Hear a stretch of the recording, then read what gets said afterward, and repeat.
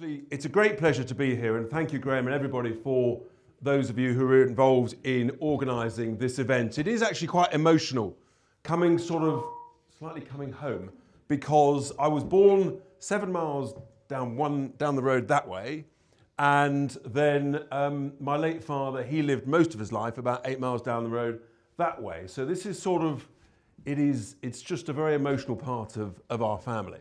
And I don't know whether I should say or not, I had a girlfriend that way. Anyway, it's great to be here. And goodness me, there's quite a lot going on at the moment. Just a few things. And I've suddenly found myself with a new job. I had nothing to do most afternoons, so that's. But there really is a lot going on, and I know some of you may well have been helping us down in Caerphilly, where there is obviously a massively important election taking place as we speak. There's about 2 hours until the polls close in Caerphilly, and that will be a massive result. It's a 2-horse race between ourselves and Plaid in what is literally the original home of the Labour Party. Just think about that. I mean, it's right next door to Keir Hardie's patch. And here we are, over 100 years later, Labour will be lucky to get between 10 and 15%. Just think about that. That is the extent of the change that is going on. The Conservatives, I think they're standing, but it's not quite clear. They will not save their deposit. And touch wood we win, but it will be close. But I've been down there the last 2 Sundays with our comedian MP, Wanley Anderson, who's on cracking form, sends his regards. And so we've all been, working really, really hard. And it will be a seismic moment, because Graham mentioned about there's by-elections going on every single week, every Thursday, and week in, week out, we are winning by-elections. We've won more by-elections than anybody else since May, I think, is the reality. And in some areas, we're now winning 60% of the vote, over 60% of the vote. So I think it's fair to say, folks, something's going on out there. Something is definitely happening. And you look at the polls, we've led in 120 plus national polls, and we're at a slightly interesting stage in history where the Green Party are now, they're polling not dissimilar to the Lib Dems. There's one poll that had the Green Party on the same vote as the Labour Party. And the Greens they're led by some new character. Look, well, madam, goodness me, I'd get cancelled for that. But in all seriousness, so he's not quite clear of his name. We're not sure if he's Zach, or is he David, or is he something else. He's not quite clear about the definition of a woman. And he thinks that borders should be completely open. Everyone's welcome. Don't worry about the cash, don't worry about the money. You can just tax the rich and everyone will stay here and that'll be fine. It's just absolutely mad what is going on. But it does show that the Labour Party is now in serious trouble, because they've got us being troublesome on one side, and they've got the Green Party being very troublesome on the other side. And they actually don't know which way to turn. But they know they are in serious, serious trouble. And frankly, good. Because when you think about what is going on, I use that old expression that the Tories broke Britain and the Labour Party is in the process of bankrupting Britain. It's true. And, just the numbers are truly shocking. So here we are, 6 months into this financial year, and we have successfully, thanks Rachel, we've borrowed £100 billion in 6 months. No one knows what that number is. I'll tell you what it is. It's about £3,500 per household. So that's just an unsecured loan by the government on every one of your homes, on top of the £5,500 they borrowed from the value of your home last year. And on it goes. And we all know, whether it's at home, at work, or whether you're running a country, if you keep spending more than you're earning, don't be surprised if at some point the lender says, hang on, I want my money back. At that point, you bust. And candidly, that is where we're heading. It's very grim. Now, you could say, well, don't worry, Richard, we're growing, it's all fantastic. I mean, it's a bit like the old days when property values were going up and up and up, and you know, you might take out a bit of extra mortgage to pay something for whatever. That's fine when things are going well, when the sun is shining. But when we've got no growth whatsoever, I mean, at best we're flatlining, but that's only because of the sort of the sugar rush in the public sector. The truth is the private sector is in recession. Then this could not, you know, this could end really quite badly. And that worries me greatly because you never quite know when it ends. You never quite know what triggers it. But some of you will work in the city or have friends who do. You know, the bond markets are, I think it's fair to say, they're not thrilled at progress. They were very grumpy a few weeks ago, and at some point in this parliamentary term, they could get very, very grumpy indeed. And if they say that they want 6.25% to lend the government 30-year money, then we are in real trouble. And then you could have a situation where there's like almost a bond market strike. Then you have a sterling crisis, and that leads to an inflation crisis. But don't worry, inflation's going very well, isn't it? Our Rachel's got it completely under control. So here we are this week, 3.8%, almost double the target. It's been flat at 3.8 for the last 3 months, and they keep on spending. And this just can't go on. It's catastrophic. And wherever we look, and I've sort of talked about this a lot recently, we've got to stop spending more than we're earning. We've got to cut the vast amount of wasteful spending, which we see in our daily lives, whether it's by the council or by the government. And we are now running 10 councils. We are the largest party in 3 others. And I'm delighted to sort of be the head of the whole process. Doge is a philosophy of saving money that all of us as councillors and elected people have got to do, and that's what we do. We've got nearly 1,000 councillors now. We're a whisker under. Truly remarkable. And we're making great progress despite all the stuff you read in the press. Read between the lines, not read on the line. And we're going to be talking about this a lot in the coming weeks, because in the run-up to the budget, we're going to be talking about numbers, about economy, and I know, based on what we're seeing in the councils, that we can save an absolute fortune. In one county council alone, because I was a pain in the arse, and said to the leader and the deputy, I said, we're not going to sign that deal, that's a terrible deal, don't do it. They went back to the people in this waste company, renegotiated the contract, long-term contract, and we saved £83 million just by being a pain in the arse. That's quite something. And that's just one example. I mean, this is real money. That's give or take in the 30-year deal, it's £3 million a year. And so we're doing that all over the place. And we will talk about that in numbers over the coming weeks, because essentially we're sort of 6 months in. So we're making good progress there. Easy. Do you think we've been welcomed by our lovely friends, the council officers? Have I got news for you? I mean, seriously. Some of them have been great, in fairness. Celebrate the good. But some of them have been interesting in their approach. You know you've got trouble when head of legal stands up and says, my job is to stop you. Got 20 lawyers in-house. And the first thing he does is go out-house to get some legal advice. Why the hell do you need 20 lawyers in-house if you don't trust them? This is what's going on.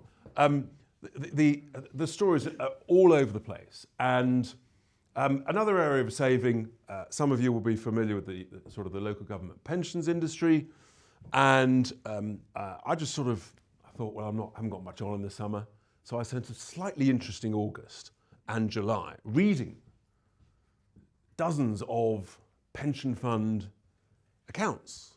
Had a team working on it, and we thought this isn't looking very good.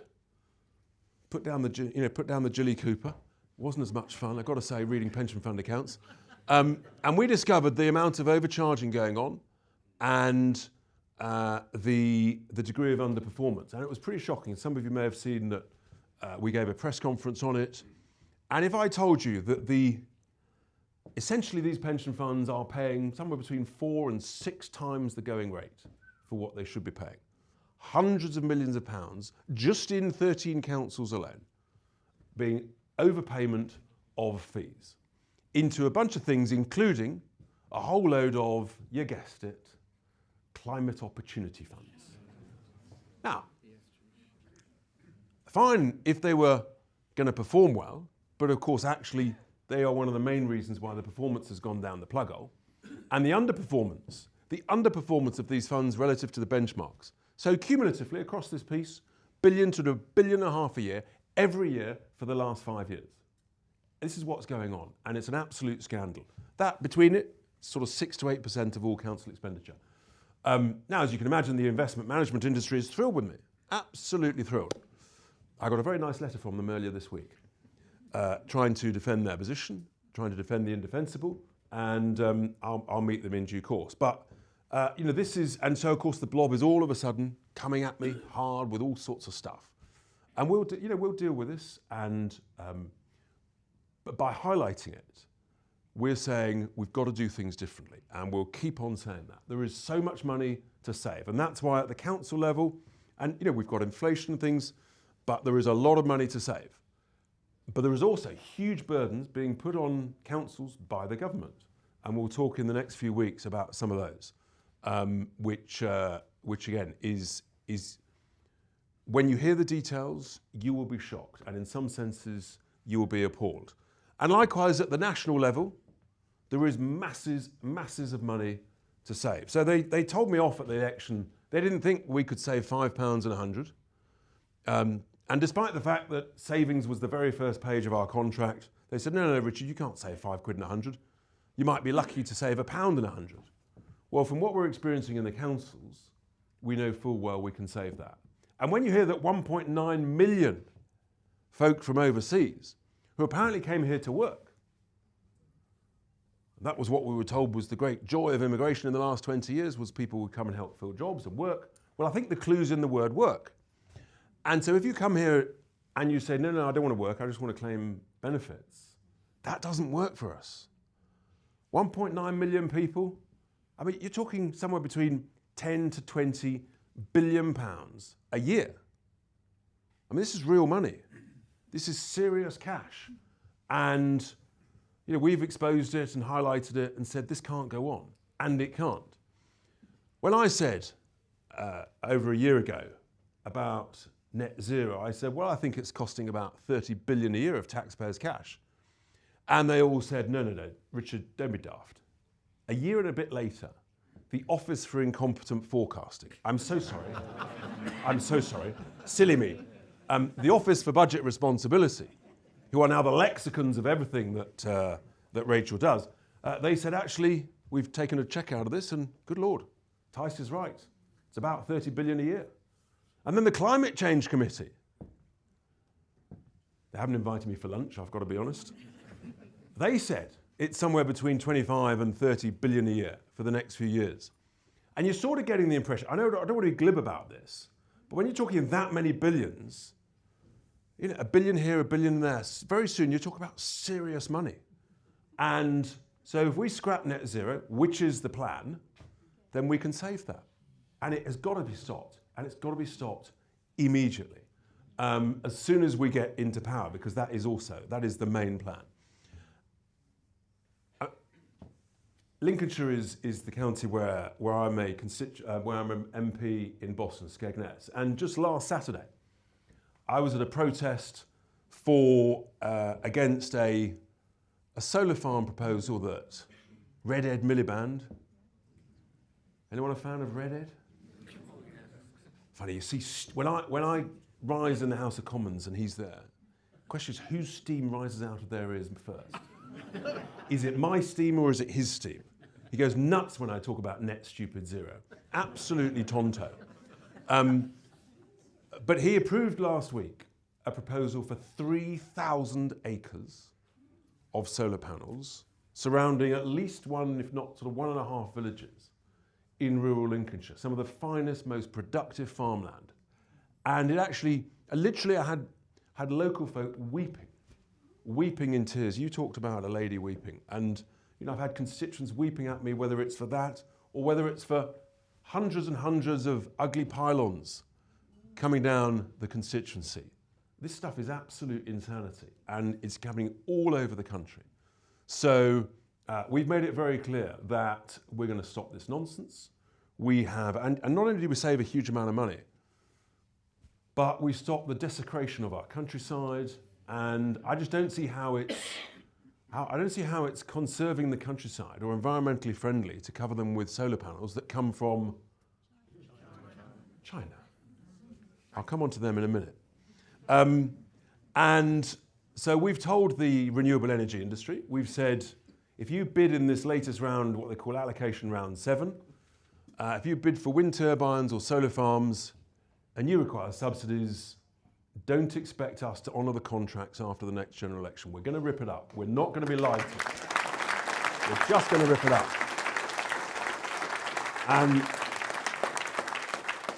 And the message is getting through. There was an emergency board meeting in Berlin the other week by a company called RWE. If anybody works there, c'est la vie. And they summoned people from all over Europe. And we were the main item on the agenda. They wanted to know what was going on in the UK with this outfit called Reform. So we are being noticed, and hopefully very few of them will bid under AR7. We do know that Miliband has delayed the publication of the results until January. So let's see, we'll see what happens. But it is for real, and I'm meeting gas companies. I had a bit of fun the other week. I was in an oil field. Some of you may have seen, I did a little sort of video on it. I wasn't in Texas, I was in Lincolnshire. Who knew there were 70 oil wells in Lincolnshire? Who knew that there'd been 2,000 oil and gas wells onshore in the United Kingdom? And I sort of call it Lincolnshire oil for Lincolnshire jobs and Lincolnshire growth. And I think we've got to it's our patriotic duty to extract our energy treasure. We're literally, we must be the most stupid country in the world. Anybody else who's got oil and gas on their sovereign territory, what are they doing? They're extracting it, they're using it, it's making them wealthy. You cannot be a rich nation unless you have cheap energy. And so we're saying to those companies, we're saying, get your applications ready. We know that it made us prosperous in the 80s and 90s when we were growing at 2.5% to 3.5% a year. And a combination of gas and nuclear is the way forward to give us plentiful energy and cheaper energy. So, that's the plan. And we can save huge amounts, and that will help bring down the bills. Then the other area of saving money, it's a bit of a sort of technical thing, but I started talking last year about why on earth the Bank of England was voluntarily paying tens of billions of interest on the printed money. Quite hard to sort of get your concept around it, but basically, if you've got a printer at home, your mate next door's a bit short of a few quid, you print off a couple of 20 quid notes and you give it to your mate. He's thrilled to bits. You've done him a right favour.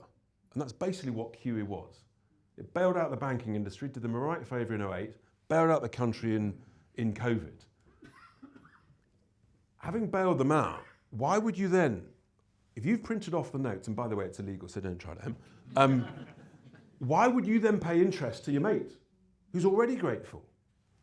It's madness. So we had a meeting, Nigel and I, 4 weeks ago with the governor. He said, actually, it is a matter of serious public policy debate. He defended his position, but he said it should be properly debated in Parliament. It's a tax issue, it's a fiscal issue. So I wrote to our Rachel, Dear Chancellor, I said, I've met the governor, it's quite important, I could do you a right favour. I always try and be helpful and constructive. I said, could we have a debate in the House of Commons and a vote on this issue? Because if the vote was actually to do as I suggested, not as the governor suggested, then she wouldn't have to put taxes up by 20 billion quid a year, because she could change course on this. And she wrote me back a month later, just yesterday I got her a nice 2-page reply. Dear Richard, thanks but no thanks, was the summary. Probably no surprise, but and I asked the leader of the House last week, and the truth is they don't want to debate because I don't think they understand it. That is the reality. But many bankers, analysts, former deputy governors of the Bank of England agree with me. Now, give or take, that's 20 billion a year, as of now. And then they shouldn't be doing quantitative tightening. That's also billions a year. They have reduced that, I think partly from a bit of pressure from us. So there's loads of ways that we can save money. And in a sense, that's who we are. And if we cut wasteful spending, and then I'm meeting lots of businesses at the moment. I'm doing sort of bacon and egg rounds with lots of firms. Some of you may have had businesses that have seen us, and we've got lots more. And we're saying to them, look, we've also got to cut the vast amount of daft regulations that drive us absolutely bonkers. And so we're doing that. We're getting lots of ideas from people. The good, the bad, the ugly, the semi-mad, but that's great. Brainstorming is a good thing to arrive at the right answers. Because if you cut wasteful spending, and if you cut daft regulations, then businesses will start to invest. And when you've got businesses saying it's no longer worth building homes because the planning is too difficult, because all of the issues, the costs are too high. You've got a problem when at one of these breakfasts, a lady from overseas, she said, we now view the UK as quaint to go on holiday, but uninvestable. And that's the message that's gone out thanks to the supposed professionals who've been running the show for the last 20 years. I mean, they come at us and say, what the hell do you know about it? And I say, well, if you're the professionals in charge, be you sort of out of Oxford having done PPE and then become a spad and a policy wonk, thanks a bunch. Look what a mess you've made of it. And if you're the professional civil servants, what a mess you've made of it. And the combination of that is we end up with a great boat policy, don't we? So they tried to smash the gangs, that encouraged the gangs, and then they tried one in, one out. How's that gone? Now, who's good at maths around here? So let's just talk about it. So one in, one out. But actually what happened was 11,000 came in, one went out, went back to France for a couple of weeks and said, sod that for a laugh, I'm coming back in. I mean, you couldn't make this stuff up. If it was fiction, you would say, don't be ridiculous. It's true. This stuff is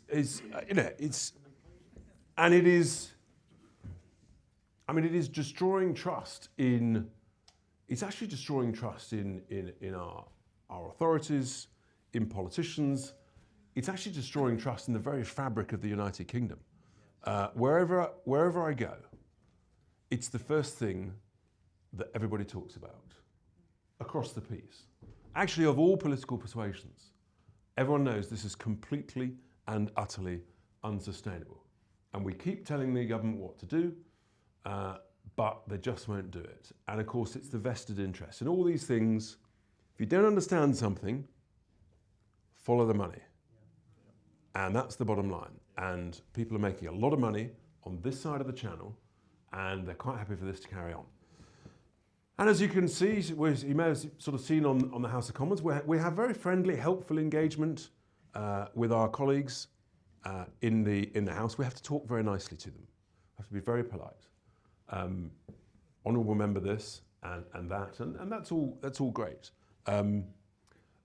Nigel had an interesting day yesterday, you may have heard. He thought he'd get a different perspective on proceedings.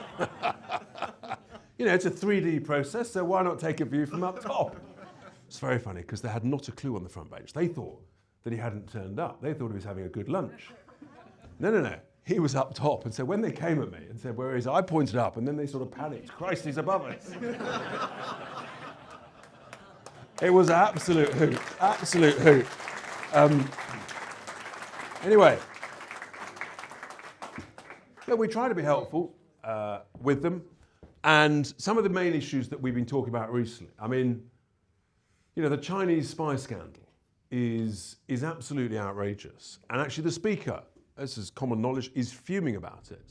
Chinese spies in the Houses of Parliament, and this government, despite all their protestations, they basically kiboshed the prosecution. That's the bottom line. And it's an absolute disgrace. So I did ask I asked the minister a few days ago, I said, in my helpful and constructive way, I said, I've taken some advice from a KC as to whether someone could pursue a private criminal prosecution of these individuals who both deny the allegations, and I'll just put that on the table. And I said, we would need, the KC said, I would need the consent of the Attorney General. One very helpful Lord Hermer. And I said, and we'd need the government to provide a bit of evidence.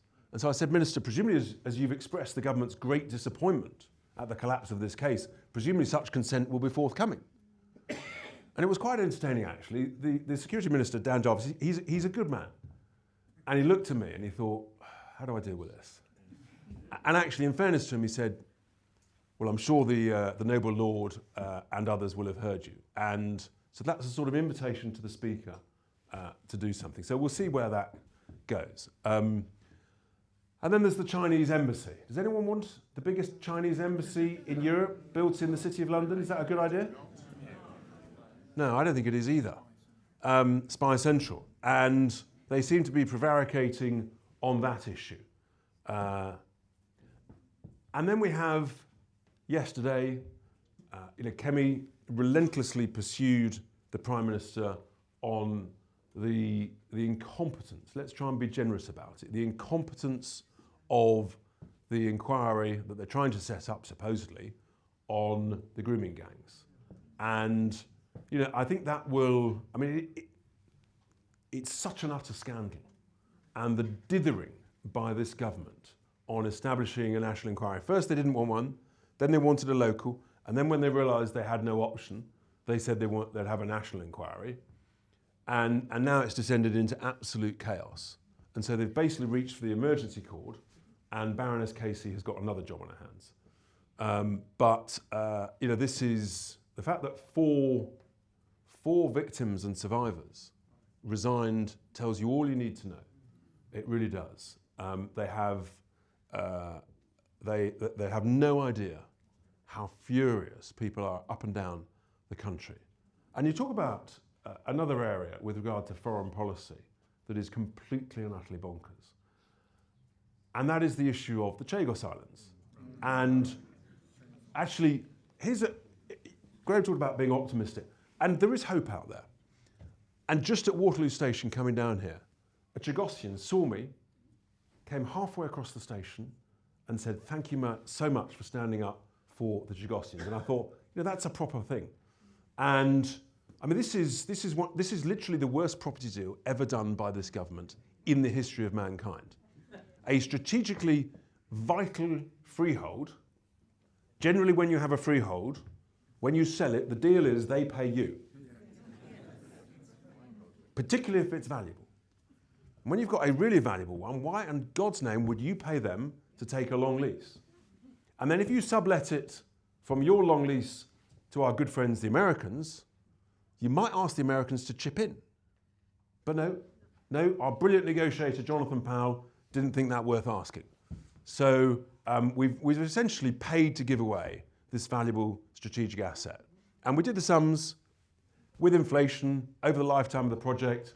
It could be as much as £50 billion over the lifetime of the lease. Absolute disgraceful. So there's just incompetence wherever you look. And at one moment you sort of despair. And I've had a resident in Boston. She came up to me. Actually, it was in the winter, and she burst into tears. She just burst into tears and said, I don't know how we're going to cope. But there is hope out there. I promise you, in the same way that a bad boss can ruin a good business in a couple of years, and my God, Starmer's doing a good job of ruining this country in a couple of years. Whether he lasts another 18 months, who knows? But the optimism and the hope and the passion that we must all have is that actually we can turn this round. A good boss can turn around a business in 2 to 3 years. And I know that's what we can do. From everything that we're seeing, we absolutely have that confidence. And what's remarkable is the growth we've got. Approaching 500 branches now. Many representatives of branches here. And we couldn't do this without everybody chipping in and helping. We're a sort of noisy team in Parliament. But actually, this is a massive team effort. I call our councillors a family. Apart from the toe rags that decide it's a good idea to video a private meeting and then send it to The Guardian. That is not, when you're a family, you have your debates and your fun and your Christmas row behind closed door. You don't record it and send it to The Guardian. But I say to people, actually we're a family, we've got a massive, massive job. It's incredibly important. And together we are confident, we're optimistic. We know that as we win more county elections, council elections over the coming years, where we're allowed to, by the way, and they probably will council a bunch more, we know we can turn this around. And if we do that, if we work hard, all of us, spread the word, have passion, have hope, recognise that we're all human, we'll get a few things wrong. It's the nature of life. We'll screw some things up. We're not perfect, and we're moving at unbelievable speed. So we'll just be honest about that when we mess it up, but we'll keep pushing on. And I know, Nigel knows, and I hope that all of you know, that with that effort, with that passion, with that hard work, and it is seriously hard work for everybody, we will turn this around, we'll win the next general election, and we will save the United Kingdom. Thank you very much.